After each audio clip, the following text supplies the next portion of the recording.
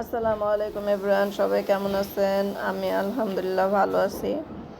আজকে ছোট্ট করে আপনাদের সাথে একটু শেয়ার করব বাসায় কী রান্না হচ্ছে, একটু দেখাবো আর কি।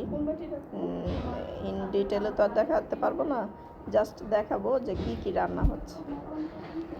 তো কার কেমন লাগে আমার ভিডিওগুলো অবশ্যই কমেন্টে জানাবেন, শেয়ার করবেন, লাইক করবেন, আর আমার জন্য সবাই দোয়া করবেন।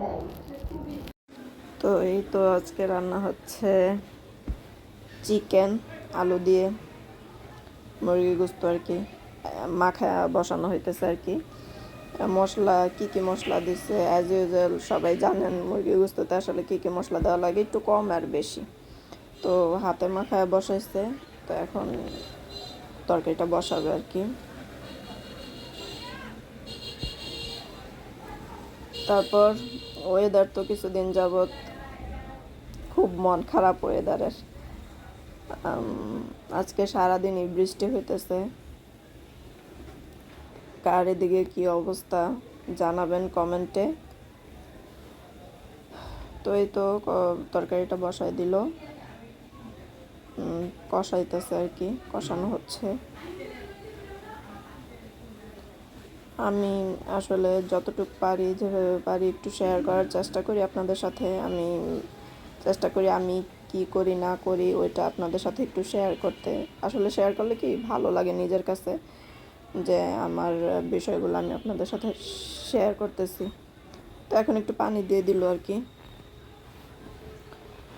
তো এই তো তরকারি এখানেই দেখানো শেষ এই পর্ব। আর হচ্ছে এটা হচ্ছে পুঁই শাক রান্না করছিল আজকে, পুঁই শাক রান্না বলতে ভাজি করছিল আর কি। আর এখানে লাউ লাউ রান্না প্রায় হয়ে গেছে, তো এখন এটা বাগার দিবে আর কি।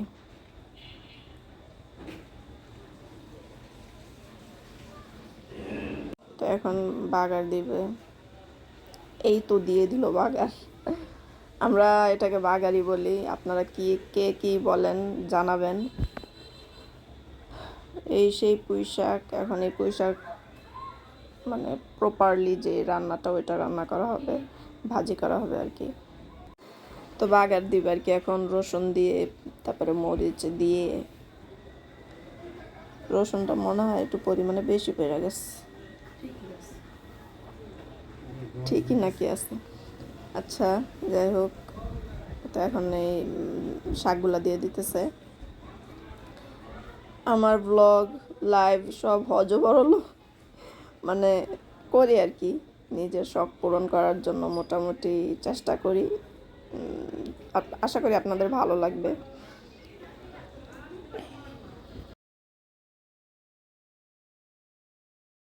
এখন পুঁই শাকের পর্ব শেষ, এখন আবার আরেকটা মানে ডাল বাগার দিবে এখন, ডাল। তো এখন ডাল বাগারের জন্য পেঁয়াজ দিয়ে দিল। এটা একটু ভাজা ভাজা হয়ে নিক, যখন ব্রাউন কালার হবে তখন আর কি একটা ডালের উপর দিয়ে দিবে। তো চলুন আমরা শু করে ডালের উপরে চলে যাই।